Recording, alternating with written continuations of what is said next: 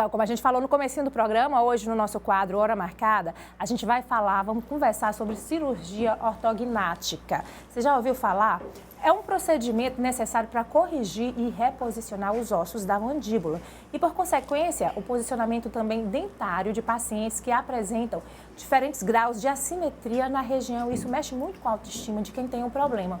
Esse assunto viralizou nas redes sociais depois que o criador da personagem Leuris Cleia, com mais de 6 milhões de seguidores no Instagram e quase 16 milhões no TikTok, ele que é o Gutierrez, né, Castro, que dá vida à personagem, ele compartilhou no início do mês de julho uma transformação no rosto, descrevendo-a como a realização de um sonho. Para a gente entender um pouquinho mais sobre esse processo, né, sobre esse procedimento, que, como eu falei, tem impacto direto na autoestima dos pacientes, a gente está recebendo aqui a odontóloga, a doutora Aline Batista.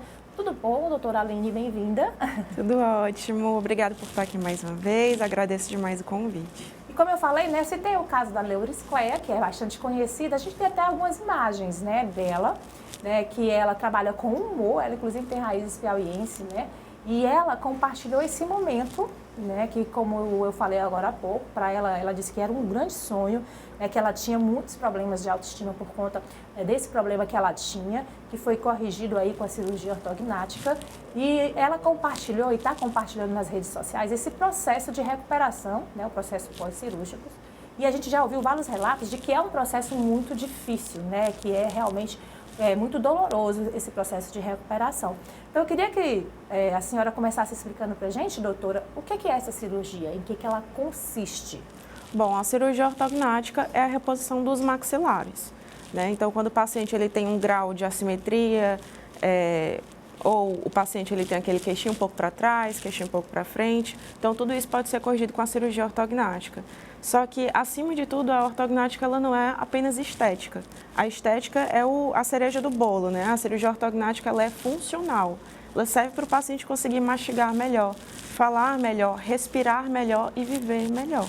Doutora, o que causa, né, esse posicionamento, vamos dizer assim, errado da mandíbula? São fatores genéticos? Se eu tenho algum caso na família, pode ser que eu tenha também, eu não tenho nenhuma relação. Né? O que geralmente causa isso? Olha, normalmente são fatores genéticos. Às vezes, algum tipo de assimetria pode ser causada também por um trauma ou alguma patologia nessa região ou nessa região. Mas, normalmente, é genético mesmo. E o mais comum que a gente vê, pelo menos nos casos, o maior número de casos, é quando a mandíbula é mais para frente, né? Sim. Além dessa questão da estética que a gente citou, você falou que não é só isso, quais são os problemas que isso pode acarretar no dia a dia, né? Essa mandíbula que não se encaixa, de certa forma, direito? Olha, além do paciente ele não ter como mastigar corretamente, eu acredito que para o paciente, principalmente que a gente chama de classe 3, né, que é esse queixinho mais para frente, seria a autoestima. Então, é um paciente que ele sofre durante o ensino médio, durante o ensino fundamental, sofre muito bullying, além de não conseguir mastigar, não conseguir fechar a boca. Né? É um problema realmente que já se manifesta, a pessoa já nasce com ele, né? Isso, e vai piorando ao longo da vida. Pode dar algum problema até na respiração também? Sim, dá problema na respiração, principalmente quando é o paciente com o queixinho mais para trás. Que aí a gente tem uma via aérea mais comprometida. E aí a cirurgia ela consegue ter um ganho de via aérea e uma melhora na respiração do paciente. E qual é a idade correta, doutora, para a gente fazer esse procedimento? E como eu disse, daqui a gente vai já falar desse pós-cirúrgico, que muita gente teme até fazer essa cirurgia, porque diz que é realmente um processo bem delicado. Mas qual é a idade mais correta da gente fazer esse procedimento? Olha, a gente precisa avaliar muito o paciente.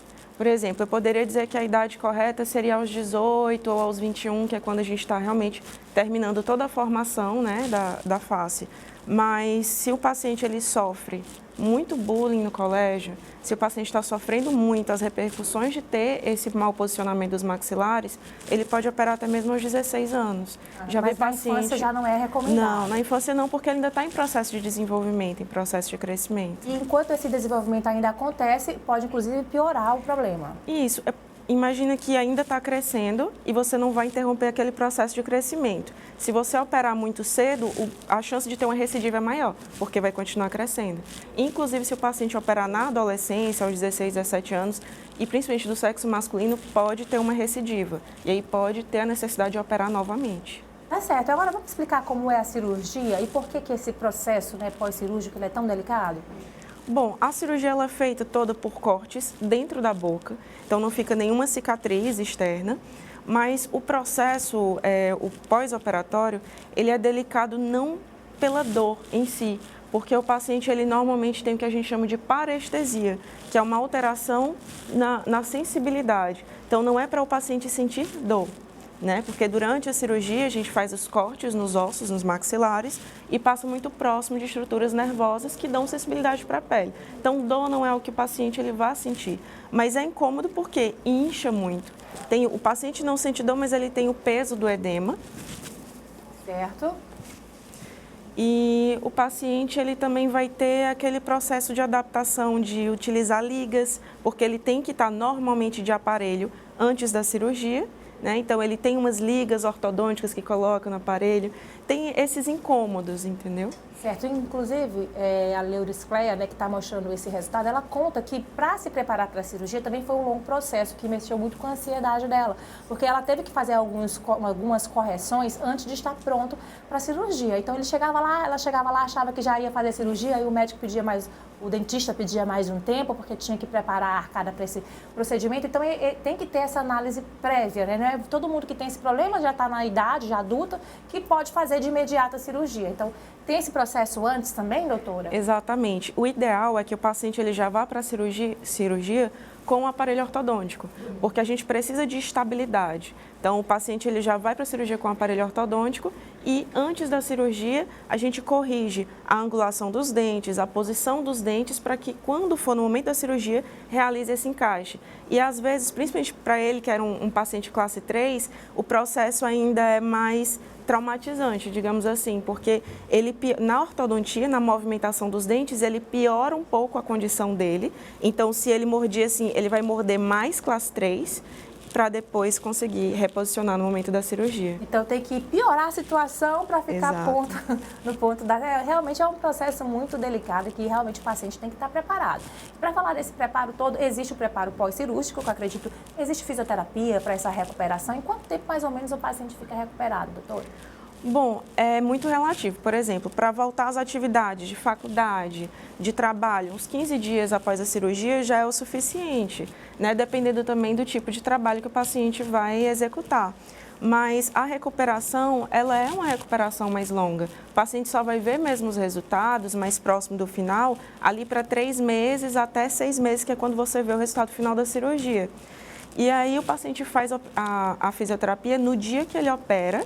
Na própria sala de recuperação pós-anestésica, já inicia a primeira sessão de fisioterapia. E ali ele fica fazendo várias fisioterapias para conseguir ter uma recuperação mais rápida. Tá certo, doutora Aline, interessante como você falou. A gente sabe que existem outros problemas, mas a questão da estética também pesa muito nesses casos, né? Porque a gente sabe que a autoestima impacta na qualidade de vida e essas pessoas que buscam esse tratamento, além de ter uma saúde melhor, querem também, né, melhorar essa autoestima com essa mudança, né, na aparência, não é isso, doutora? Exatamente. A maioria dos pacientes busca por estética. A maioria busca por estética porque não aguenta mais. E também pela questão da mastigação. Você não encostar os dentes é muito complicado, é muito difícil. Tá certo, doutora Aline, adorei a nossa conversa que a gente quis esclarecer, porque foi um assunto que ficou muito comentado por conta dessa exposição, né, que a Leuryscleia fez, justamente mostrando, né, que essa é uma cirurgia viável, que tem um processo lento, assim, digamos, lento de recuperação, mas que dá tudo certo, né, e você realiza como ele mesmo definiu, no caso dele, ele estava realizando um sonho. Obrigada, doutora Aline. Eu que agradeço. Boa semana